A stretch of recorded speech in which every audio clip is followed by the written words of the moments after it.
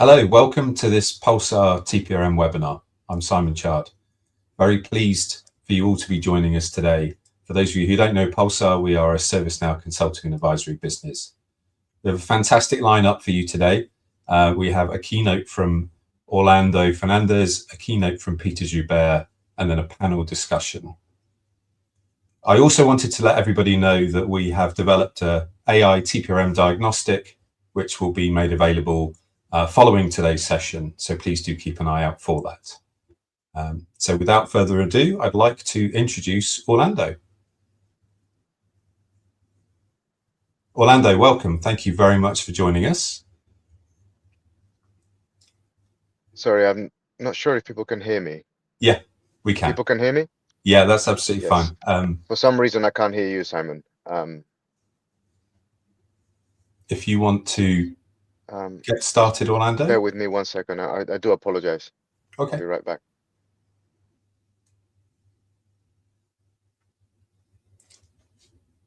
And Orlando is a senior policy specialist in operational resilience, third-party risk, and AI governance at the Bank of England. Hi, I can hear you now. Thank you. Sorry about that, Simon.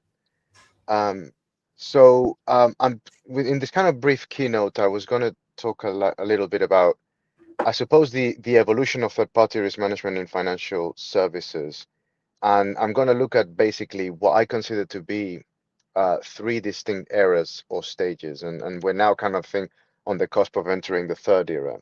Um, and I've been thinking quite in recent years. Obviously, third-party risk management is a very established discipline in the financial services sector. Is something that has existed in some form or other for close to 20 years now. But it has kind of evolved quite considerably, and I think that we're in a very interesting paradigm shift at this point in time, which is going to be very interesting in the future. So looking at the kind of the first era, we can call this the outsourcing era, or the origins of the kind of discipline of third-party risk management.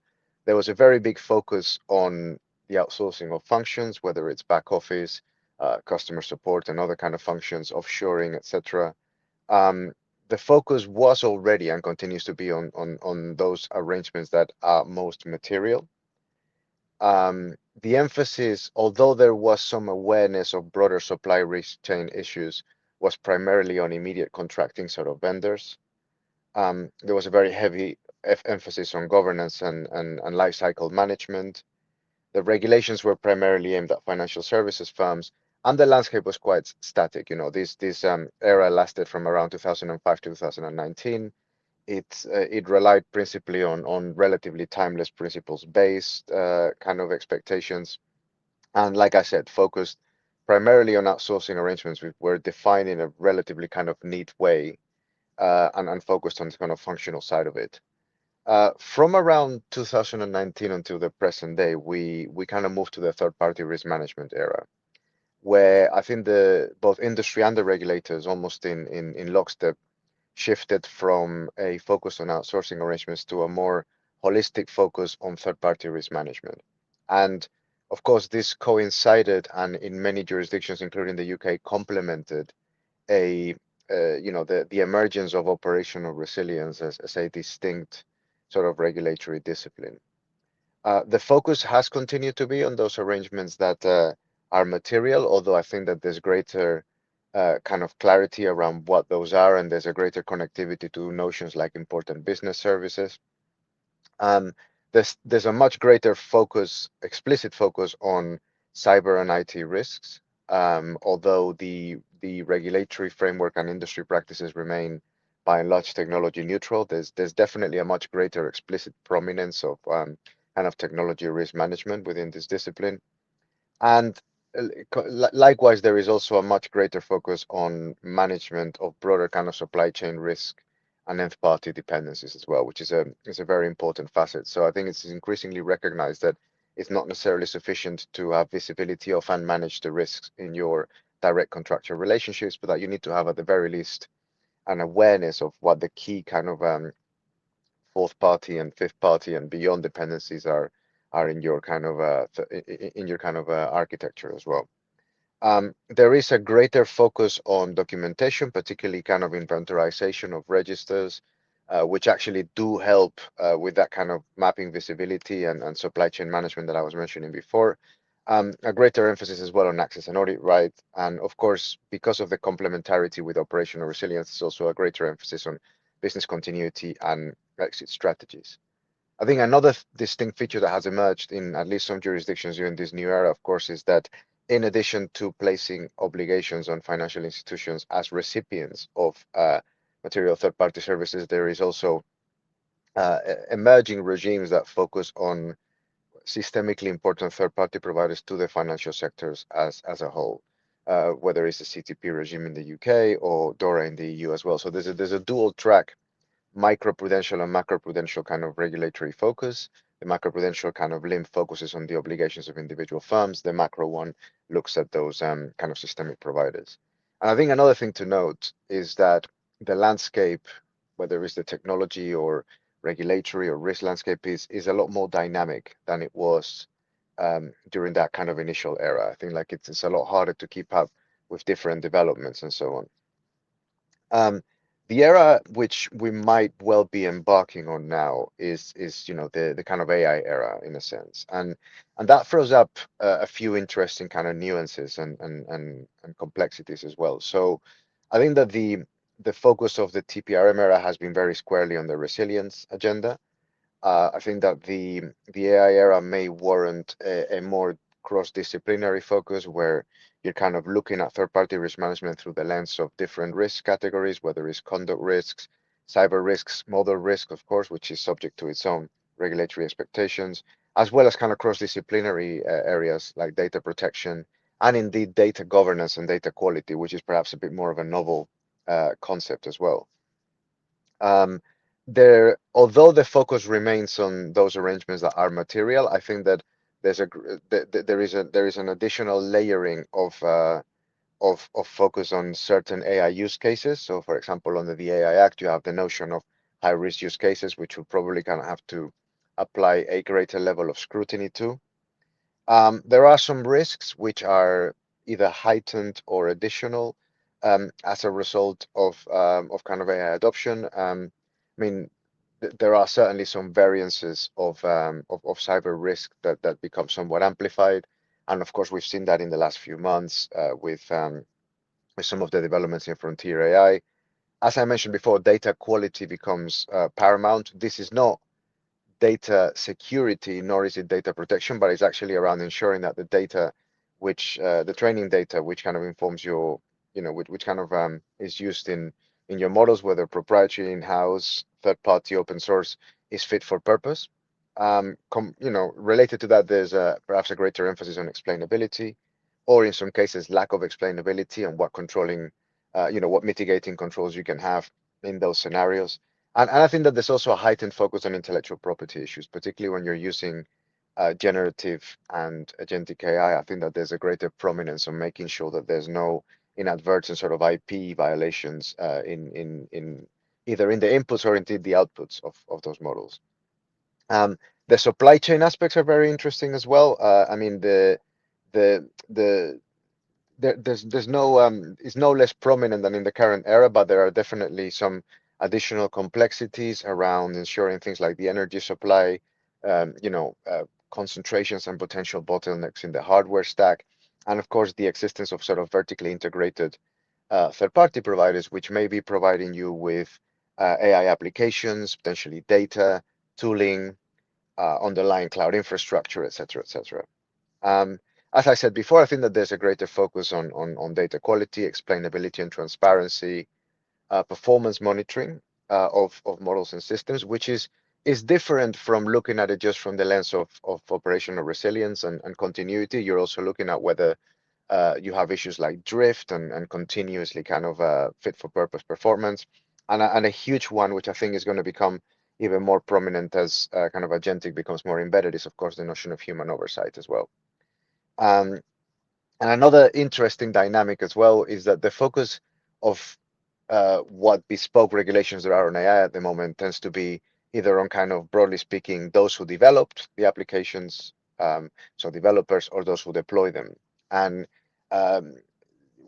one interesting facet of that is that an organization can shapeshift between the two as well. So depending on the degree of customization that it applies or retraining that it applies to an initially kind of third-party model, it can become the deployer of that model as well, which actually all of a sudden kind of creates an upsurge in its responsibilities. And that was not the case in a simpler sort of example of for example, cloud computing, where even though in an infrastructure as a service type arrangement, the customer has a lot of control of what it puts on the cloud, it's always the customer. It never becomes the provider in any kind of way, shape, or form. And I think the last observation is that the landscape is really quite frantic. I mean, the keeping up with industry developments in the risk landscape, um, even kind of legal and multi-jurisdictional developments around the world, it's almost a full-time job. Like, I think that the speed of just about everything that surrounds this industry is something that I've certainly never come across in my career, and I think many of you will feel very much the same way. So just to kind of wrap up, I think I just wanted to kind of add some kind of observations around what this new era may kind of bring in terms of consideration. So like I said, the information that and assurance that financial institutions are likely to require moving forward is likely to transcend information relating to resilience, and will cover things like data governance and quality, such as the provenance and lineage of data, information about intellectual property protections, information about performance, and that includes information about limitations on performance to prevent, over reliance on AI models and systems. And I think a very interesting area to explore moving forward is also the apportionment of liability in different scenarios, like when you have kind of situations like drift or hallucinations as well. I mean, that there's some emerging case law around that, which is going to be very interesting. Again, I think another thing to consider is if you're looking specifically at cyber and IT risk, AI is very likely to become a double-edged sword, in the sense that it can enhance protective capabilities, but also kind of give rise to emerging, possibly faster kind of risks as well. There's also going to be a greater nuancing and amplification possibly of some of the supply chain risk challenges relating to things like geographic and vendor concentration in the hardware layer, vertical integration, as I was mentioning before, and compute and energy demands, which are going to be a very kind of immediate short-term challenge as well. There's also, in addition to the traditional concentration risk that you have industry-wide due to potential operational outages and concentration on sort of similar infrastructure providers, you may also have to consider like industry-wide correlation risks due to dependencies on the same or similar data, the same foundation models, etc. So this is sometimes referred to as herding, and that kind of throws in a slightly newer risk dimension. And I think one of the probably maybe the $1 million question in the short term, if not one of the main ones, is, like I said, how you can ensure that human oversight remains effective and proportionate and scalable as things like agentic workflows emerge, etc. So those are some of the initial kind of insights. Hopefully you found them useful, and happy to take questions later on. Thank you.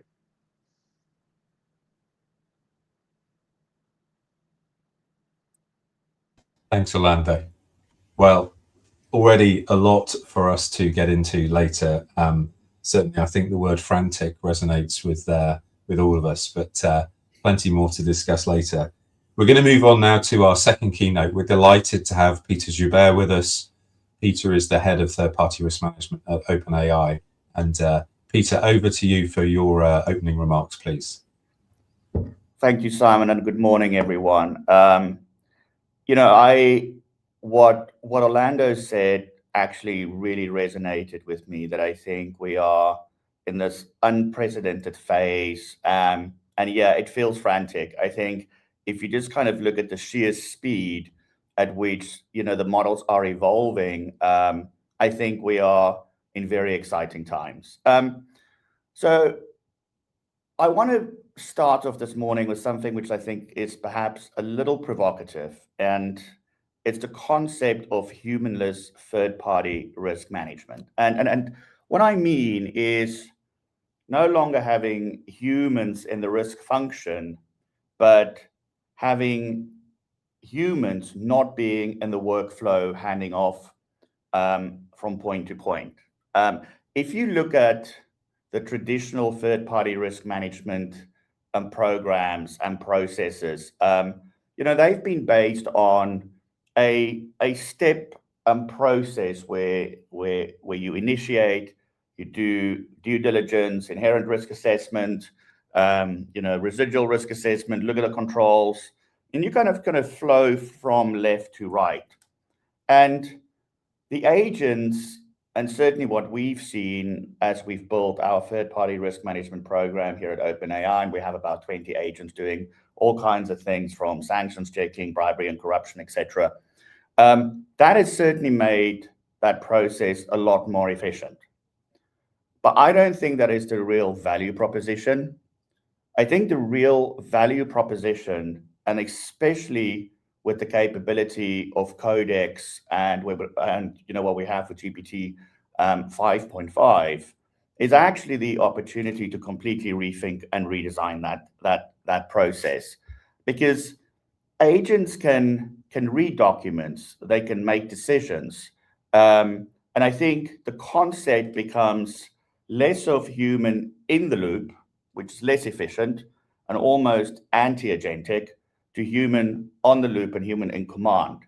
And I think that takes a little bit of different thinking, and that's probably where the big opportunity lies right now. And the way we think about this is, let's start with the outcome. Like, what are the bad things that we don't want to happen to OpenAI? And kind of look at the threat models.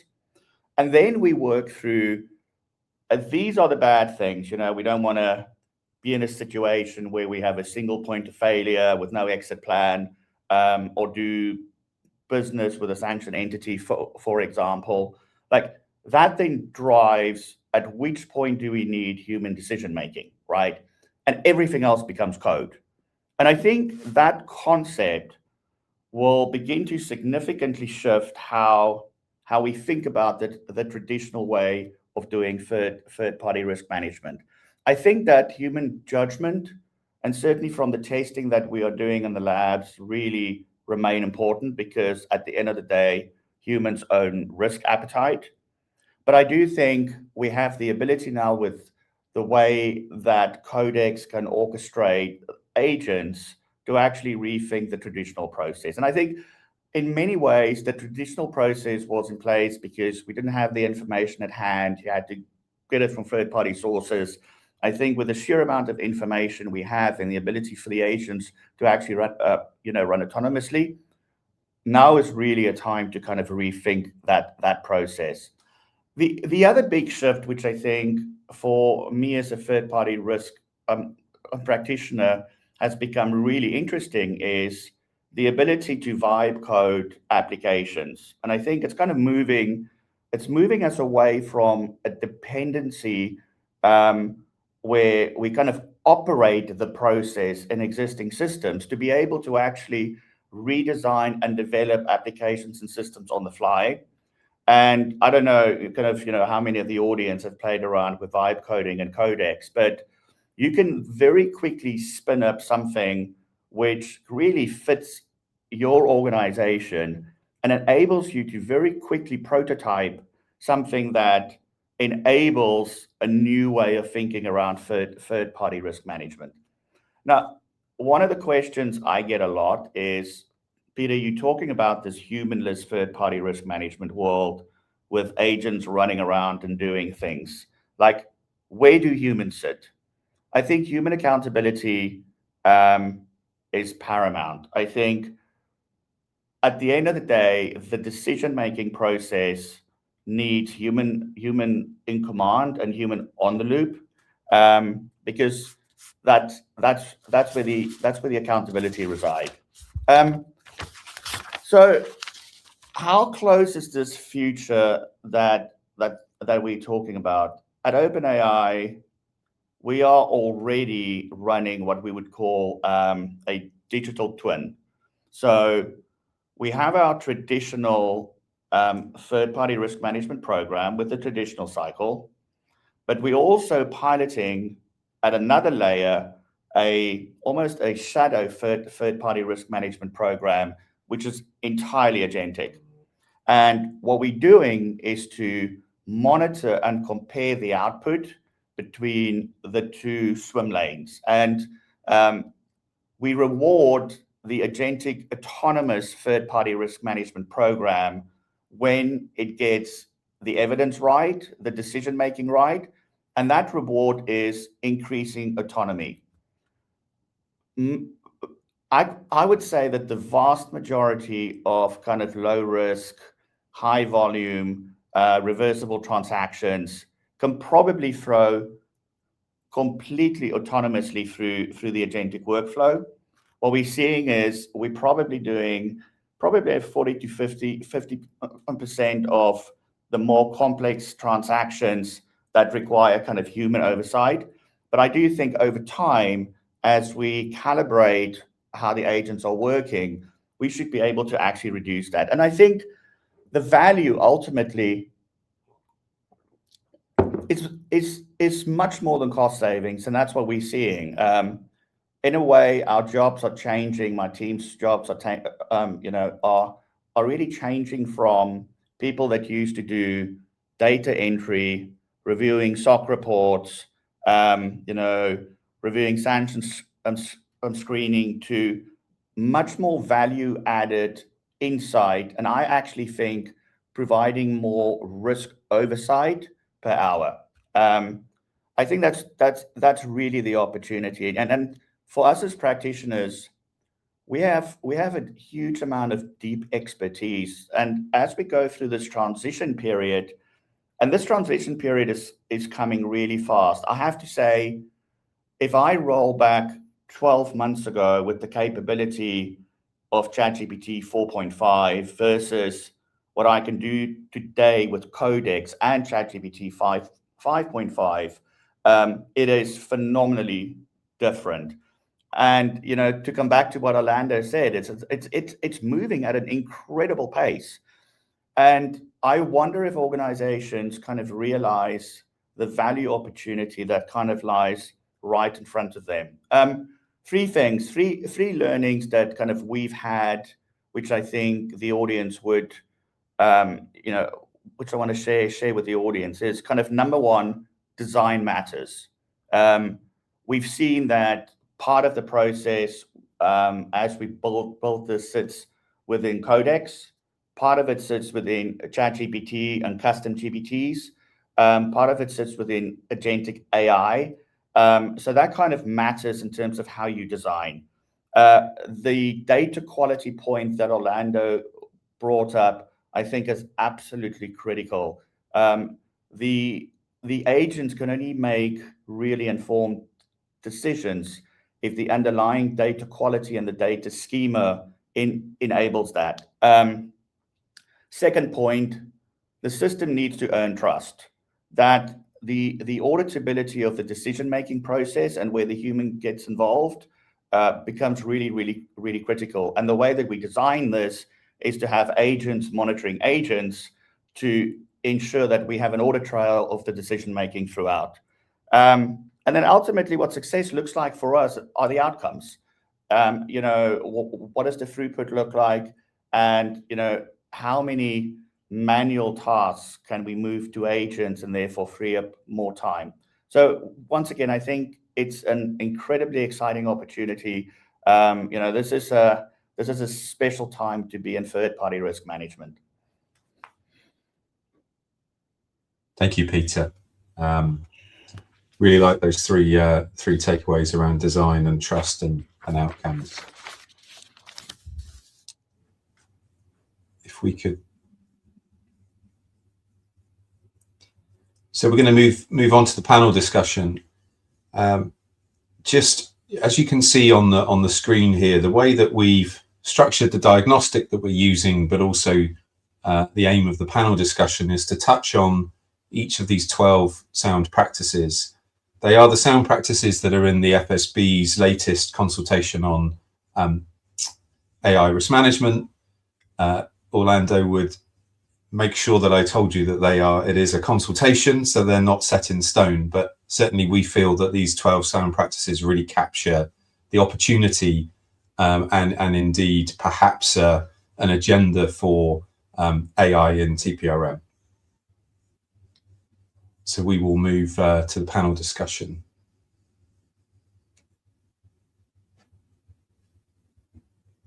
So my first question, sorry, not my first question. I'll do introductions first. So over to you, Aisha, to introduce yourself, please.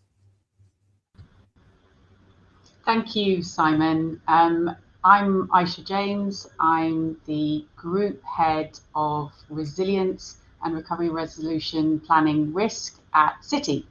Third-party risk obviously comes into that. Since Orlando's second phase of third-party risk management, in fact, the resilience era, in my Taylor Swift fashion. Certainly I've been working on third-party risks for a good while. I'm still in my first year at Citi at HSBC prior to this, and I was actually the head of third-party risk management second line for a number of years there. So that's me. Thanks, Simon. Thanks, Aisha. Lisa. Hello, Lisa Micheli. I'm the head of TPRM for EMEA at MUFG, a Japanese bank. And I've spent my entire career in banking, always within audits and control functions. And along the way, I've just built a strong focus on TPRM in leadership roles across organizations. And I'll say I moved into TPRM at a really great time, what Orlando was describing as a TPRM era. So after TPRM has become much more, we say, interesting and complex. Thanks, Lisa. Stuart. Good afternoon, everybody. And my name is Stuart Burnley. I'm the managing partner here at Pulsar Consulting. And people are going to find this hard to believe, but I've been working in risk and resilience now for 25 years. So I have seen that full evolution of what Orlando was discussing and look forward to discussing it more. So Aisha, first question is coming to you, and probably the most difficult question of the day. So what are your initial reflections on the keynotes that we've just heard? Not a difficult question. I think more problematic is trying to consolidate them into just a few thoughts, because there was a great amount of food for thought from both our keynote colleagues. I'm aware of Orlando's kind of thoughts around the sort of different phases of third-party risk management, and I find his thinking there very compelling, because for me that really helps to break up what I think to many of us in the industry maybe has felt a little bit like a never-ending thankless slog to try to get our various enterprises and supply chains onto the same page and much more connected, with the sort of external volatility providing greater or lesser distraction depending on which industry you're in. And I really like the fact that he sort of takes that evolution and breaks it into pieces, because it allows me to really, I think, sort of draw close on some of the prior and move forward. But then I have to say I was also really interested in what Pieter was drawing out in terms of, obviously, given the organization he's in, some very progressive thinking around the way AI is useful, but actually coming right back down to first principles, to maintaining that construct around, look, you can be as sort of clever and fast and whatever as you like, but if your data isn't strong and really, really sound, and if your accountability is not present at the time that assessments, decisions, actions are being taken, then you're in as much trouble as you would have been when we were all sort of doing this off the back of pen and paper questionnaires, so to speak. So I really like that, Pieter. I have to say, as a risk person, I sometimes check in with myself. Am I kind of coming to this topic of AI and thinking all I can see is the risks rather than necessarily the opportunities? But I really liked your balance there, and I think, as Orlando was saying, some of these challenges we're actually very, very familiar with as a specialist sector, as a group, and frankly, our sort of quote unquote traditional procurement and vendor management colleagues before us. And so that ability to say, look, we are stepping into some really quite untested models and maybe opportunities here, but particularly I think because third-party risk management sits as a gatekeeper in many cases to some of these things coming into our organizations, as well as wanting to also leverage it. I really liked Pieter's notes, and they certainly gave me a great deal of comfort around, you do know this conversation and you do know the things to look out for. It just, it doesn't look familiar, but that's okay. So let me pause there. As I say, I've written pages of notes, but let me pause there. Thank you. Absolutely, lots to unpack, as they say. Stuart.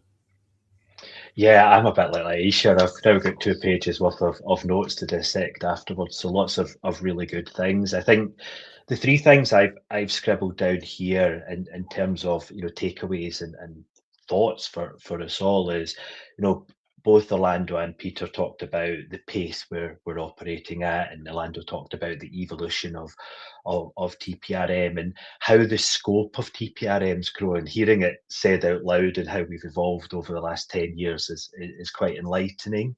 And I think it plays to a point we've talked about quite a lot in the resilience agenda about focusing on what's important. So when we're doing these assessments and thinking about our third parties, we've got the right mechanisms in place to make sure that we're still thinking about what's important. The second bit I put down there was, I love the words around about opportunity and exciting, and there'll be a few people in this call that will be surprised to hear me say this, because I'm always negative, nearly glass half empty, but I do think it's exciting and a huge opportunity for us in this space. And we shouldn't let some of these issues, if I call them that, around about data quality or legal considerations, etc., put us off. These things are workable. You can build roadmaps, you can release functionality, and you don't have to have data quality all sorted on day one. So I think we've got to keep an open mind to all of this. And the third point, what Pieter mentioned, I love this, Pieter, I'm going to steal this, that humanless TPRM, but with the human in command. I just love that idea, and I think there's a challenge there for all of us. You talked a little bit as an example around about approval workflows. Well, I'll tell you right now, I must have sat in some design sessions in the last couple of months where we've had clients talking about approval workflows that have got 5, 6 people in them, and then they need to go hear that in the next place. So I think there's a challenge on everybody that we're in this age of AI, we're fundamentally rethinking how we do TPRM, and that includes, do we really need all these approvals and workflows that we're building? Thanks, Stuart. Lisa. Thank you. Quick one. So obviously 2 great, very insightful keynotes. Thank you, Orlando, for highlighting and giving us a 360-degree view on what considerations we need to take into account when it comes to AI. It's a very complex topic, and it's easy to miss some of the angles we need to look at. And also, I think it was good to hear that you appreciate and you recognize how challenging it can be for TPRM functions, given how TPRM has changed over time. And also at the speed that is really unprecedented. So I think it's important for regulators to recognize that, to appreciate the challenges we face as well. And obviously on Pieter keynote, being like a fellow head of TPRM, was for me very, very interesting to see your point of view from a TPRM perspective, coming from an AI related firm. Obviously, especially knowing that AI vendors are increasingly being part of our vendor portfolios at the moment. And obviously, as Stuart mentioned, the opportunity to reshape TPRM function, I think it's absolutely very, very important at the moment. I think there is a common understanding across the industry that TPRM traditionally is probably not longer fit for purpose. So this should be seen as an opportunity really to rethink how we want TPRM to be in this AI ecosystem. And I'll stop here, just don't want to be late, but I took also thousands of notes because they were both very interesting keynotes. Thanks, Lisa. And Orlando, just coming to you, any reflections on what you heard from Pieter?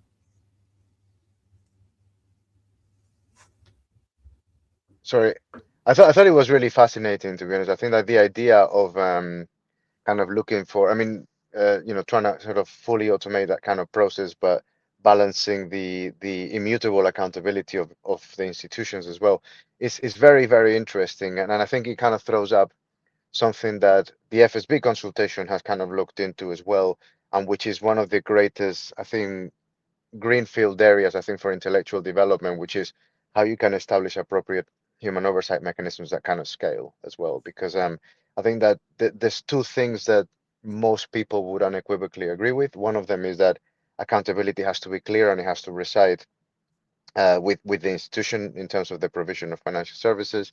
I think the other thing that is generally accepted in practice is that automation and greater efficiencies are inherently a good thing and cost effective as well.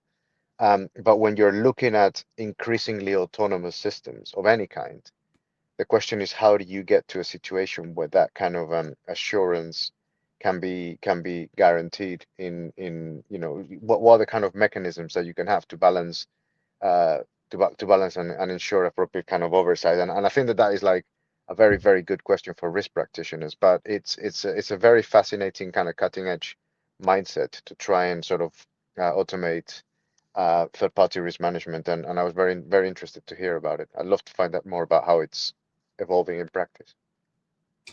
And Orlando, staying with you, do you feel that there is a risk? Lisa talked a little bit about the reshaping of the function.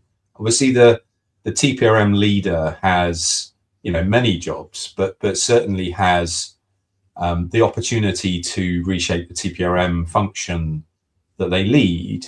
But also they're very much a gatekeeper for the rest of the organization in terms of the risks with AI. How do you feel about that in terms of that kind of gatekeeper versus transformation role within the function? So I don't see a manifest incompatibility with that. I mean, I think generally you find that, and I appreciate that third-party risk may straddle the first and second line functions in different organizations as well. I mean, sometimes you do get a bit more of a natural kind of risk aversion within second line functions when it comes to sort of adopting, particularly the more sort of autonomous kind of sort of models and systems that are emerging right now. But it's not. We have seen, even in this current sort of era that we're now exiting, like a real proliferation of tooling solutions. A lot of them are around data pooling and visualization of supply chain dependencies, and they kind of give you that sort of visibility.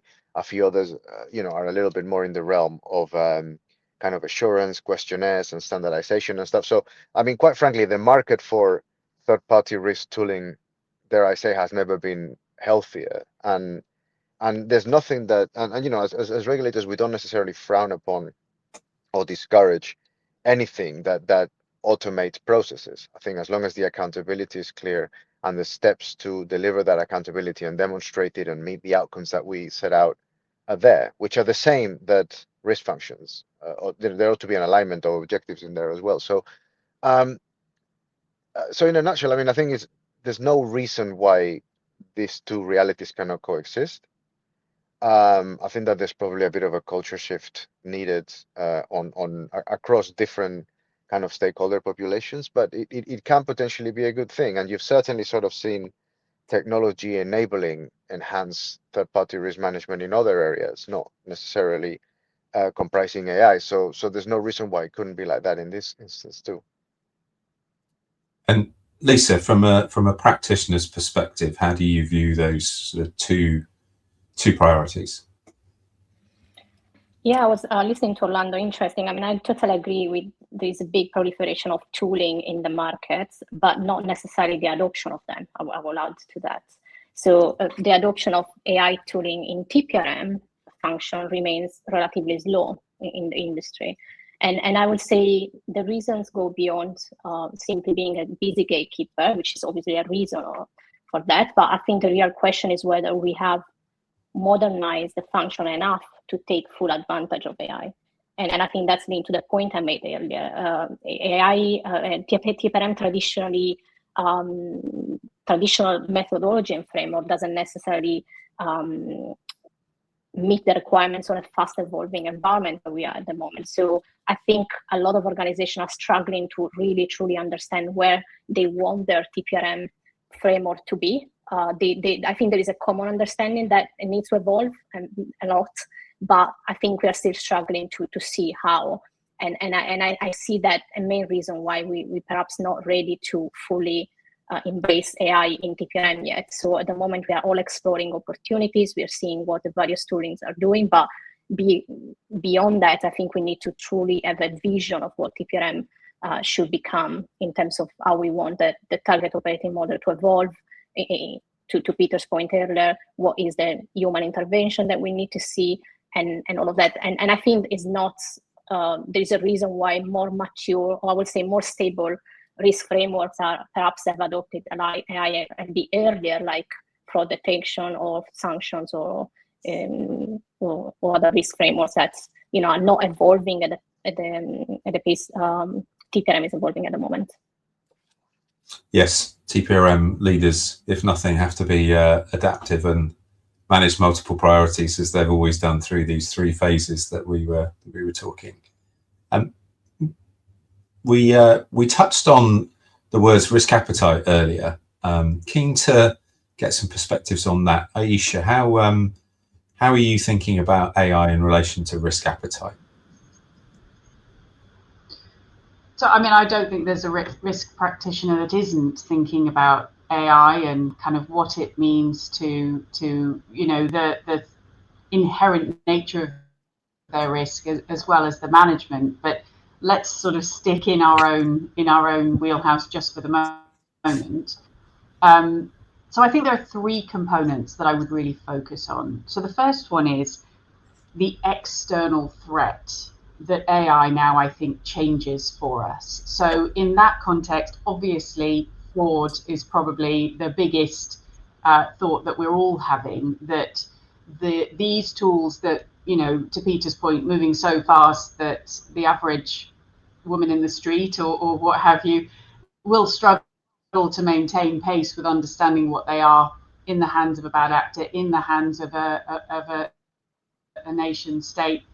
There's a real shift in the dynamic there from, you kind of need to stay on top of your cyber defenses to it's now, I know the Bank of England language was when not if. It's now sort of, milliseconds, when not if, rather than, fingers crossed not this week. So the time period has completely changed, and therefore the nature and shape of that threat has really changed. And that's true not just for us, but of course in our supply chain, particularly as we kind of get sort of further into that supply chain and identify those real sort of nodes, maybe in our 4th party, maybe in our 5th party sort of layers. I would also say, though, that there will be elements in there around sort of performance, possibly fraud, possibly decisioning as well, that we should be thinking about again in that supply chain where we've outsourced work or stuff is sort of further sub-outsourced. The next piece stays on that theme of customer. So obviously any time that decisioning is being handed to any machine, let's be honest, to Peter's sort of point about, where is the accountability versus where is the delivery, it can be very, very difficult for us to observe subtle shifts in that decision making, subtle shifts in that bias, or maybe bias that we simply weren't aware of, from day one, from that initial build.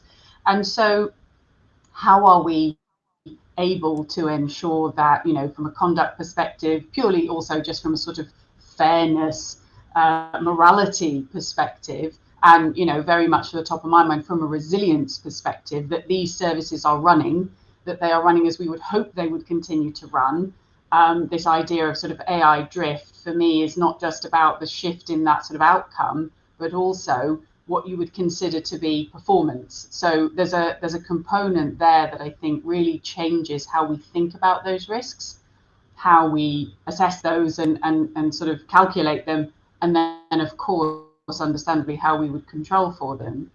And then the final one, I think a little more geographically specific, but it kind of comes down to that oversight and I suppose also reputational risk, which is universal. But I know in Europe, obviously, we do have the regime that demands that we are thinking about those different models of AI, that we would take the accountability wherever they may be in the supply chain, however hands-off or invisible that might feel to us as the sort of primary down that that supply chain or hidden within that network, but that also recognizing that whatever due diligence we do or do not do, or however hidden, if it was to come out and it was any of our organizations, nobody's looking at the supply chain, everybody is looking to us. And so again, how do we think about that trade-off between expediency and that sort of market position, competitiveness, versus these slightly unknown services, and draw a risk line, despite the fact that it's moving very quickly. But also I think enthusiasm is incredibly high. Certainly in financial services, the enthusiasm to leverage new technologies is incredibly high, partly competitively, but also just, because there's huge opportunity there. So that's certainly how we're coming at it. But also I know from talking to colleagues, there's a quite common themes. And just building on that, Lisa, coming to you, obviously there's a real responsibility for TPRM functions to make sure, or to seek to ensure, that subcontractors and our own third parties are held to those same standards. How do you think about that? I would say that I don't think it's realistic to expect every single vendor to operate at the same level of governance and security maturity as a large, very heavily regulated organization like financial institutions do. But many AI providers are, startups or niche technology firms that innovate precisely because they are smaller and less regulated. So the focus for me should be whether their controls is appropriate to the risk they are bringing. So TPRM has always been risk-based, right? And the principle becomes even more important in this AI era. So for a low-risk vendor, baseline security control might be sufficient, but if a vendor is providing a critical AI capability or processing sensitive data or influencing critical decisions, then perhaps we should expect enhanced controls, perhaps adding compensating internal controls to the picture. And look, I think it's very important that we bring collaboration. So in some cases, banks might need to shape and help shaping vendor maturity as well. And there would be like scenarios where perhaps the vendors cannot meet minimal requirements, and therefore we might just decide that risk exceeds our appetite, and that's okay as well. And Pieter, just sort of shifting gears a little bit with you, obviously that organizations are being asked to think about how they bring AI risks into their TPRM framework. How do you think about that, coming from a sort of slightly different perspective? I think it is all about first principles in many ways. I think you've got to view AI as a core component of that service, right? Because back to Ayesha's point, I think resilience becomes incredibly important, because the threat landscape is evolving so fast that the ability to keep up to date the service suppliers and where AI maps and exchange data in your environment becomes absolutely critical. And so we've had kind of Waymo robo taxis here in San Francisco now for years. I don't use Uber anymore. I just use Waymo robo taxis. And I think you have them in London now, kind of, practicing around. I'm beginning to think that we need to shift from the traditional way of looking at risk, which is almost like a car dashboard that tells you your tire pressure is low, your fuel is low. Like, that's kind of reactive in a sense. If you look at what a Waymo does, it consistently, autonomously senses risk signals around its environment to keep the passenger safe, takes evasive action, but it doesn't stop, right? It's incredibly dynamic. So the way I'm beginning to think about this is to think, how many risk signals do I need to put out in the ecosystem, both internally and externally, to be able to keep this foundational risk map of where we use AI, where we have supplier risk, where we have resilience risk, up to date. Like, the concept of doing a risk assessment once a year is completely pointless, especially with the pace at which things are moving.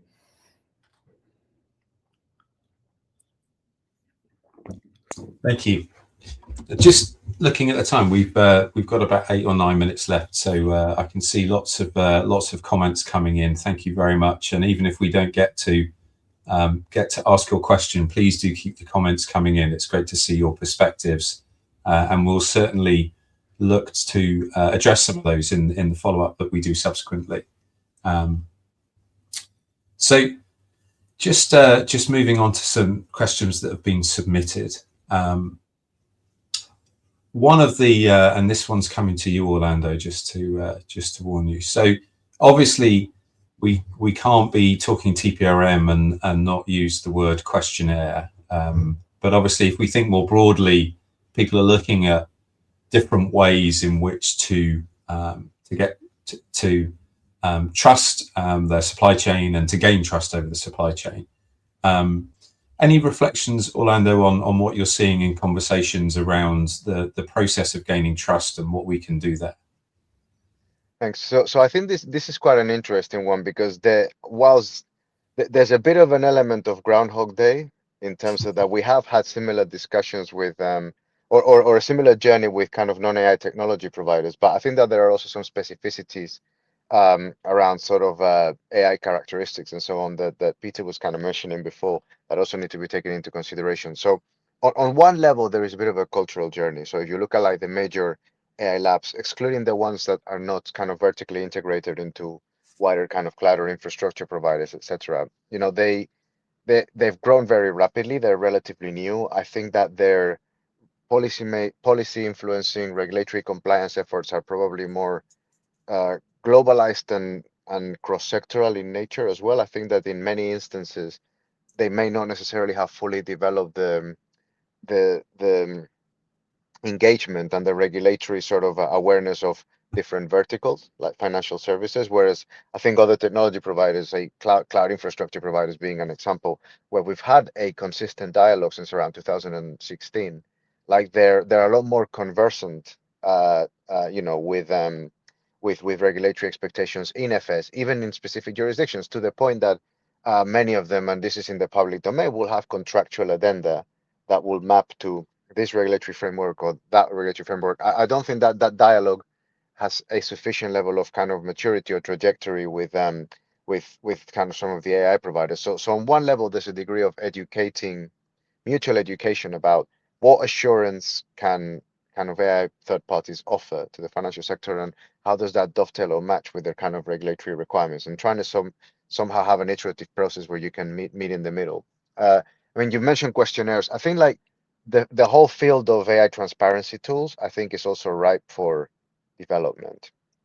So you do have, off the back of some legislative developments, the AI Act, but also initiatives in South Korea, state level initiatives in the US. You do now have a nascent transparency artifact kind of industry emerging around model cards, system cards, etc.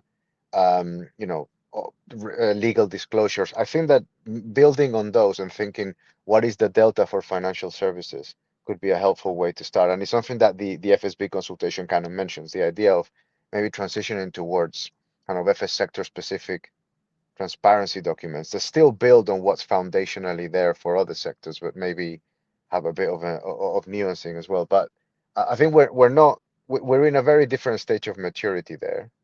I do think we've had a similar trajectory with other technology providers over the years that we can definitely learn from and leverage. But I do think that we're going to have to kind of, in the next few years, fairly rapidly actually, come up with I think, a model of assurance that gives different kind of parties and indeed regulators kind of the comfort that they need.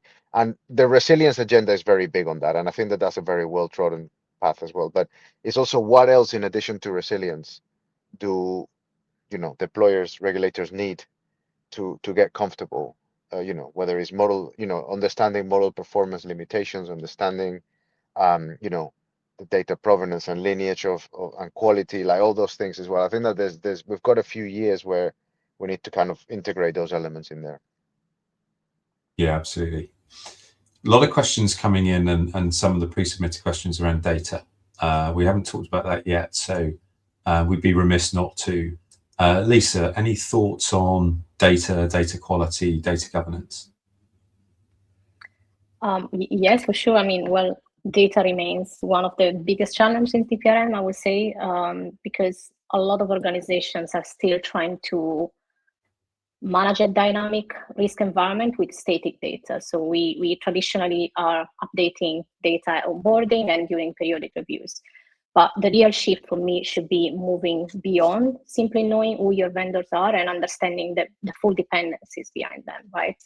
And that include the services they support, which application relies on them, what critical business processes they support, but and now even like what models have been used, what data have been used and trained and tested and so on. So it's really the full picture that is missing at the moment.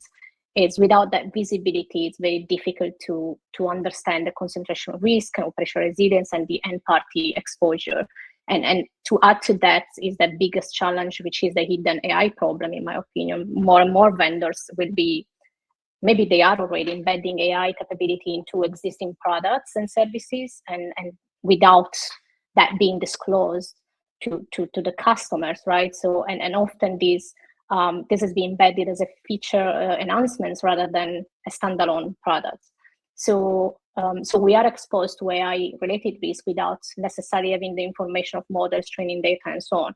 But going forward, I think banks need to demand a greater transparency from vendors, and that comes with, you know, what Orlando was talking about the additional clauses into the contracts. I think something that would be necessary, additionally to, you know, embedding AI requirements into due diligence beyond traditional cyber and InfoSec assessments.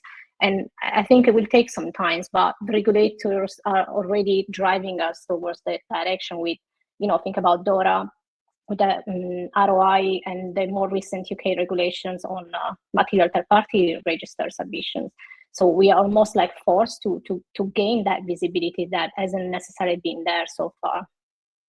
And I think AI as well can help. I think AI can actually help in that process of at least putting together fragmented data from different platforms, which I believe will still be the case in the future. We're not going to have a single source of truth going forward. Data will remain in different platforms, and I think AI will help putting them together and identifying gaps and making sure we have probably a unique understanding of risk and definition of risk within the organization is even more important than having data sitting in the same platform. So fragmented data, I'm going to come to you, Stuart. I know you've got some views on that. Yeah, in the interest of time, I'll keep it very short. I think, you know, people have heard me say this before. Data quality is a great excuse not to do anything. And therefore, it's really important that firms are thinking about what is the outcome we're trying to drive here, and what is it that the data quality issues that are causing us not to be to deliver that outcome. And that's where we go back to, I think it was either Pieter or Orlando talked about, you know, what is the lineage and provenance of that data, so that we can actually focus on what is the specific problem we are trying to fix in order to drive the outcome. And because it is an issue we hear constantly, data quality is why we can't do something. And we're already pretty much at time. Pieter, we haven't talked cyber, and we should have certainly talked cyber. So I'm going to come to you just with some final thoughts. I know you'll have been looking at cyber. So any thoughts on cyber on the program that you're building? Oh gosh, and I think Ayesha mentioned it. I think the threat landscape and the tools in the hands of the threat actors have changed phenomenally. There has never been a better time for hygiene across cyber, and I think with the capability of the tools that we have with GPT 5.5 cyber to kind of look at vulnerabilities and fix those, I think that's really an area where organizations and third parties need to focus on, because it will be exploited. It's not if, it's when. Thank you, Pieter. And just my job to say thank you, everybody, for joining us today. I hope you've enjoyed the session. I certainly have, and I know the panel participants here have as well. Do please keep an eye out for our TPRM diagnostic, which we'll be sharing with people very shortly. Just is for me to say thank you to Lisa, Thank you, Aisha. Thank you, Orlando. Thank you, Pieter. Thank you, Stuart. And we'll see you all soon.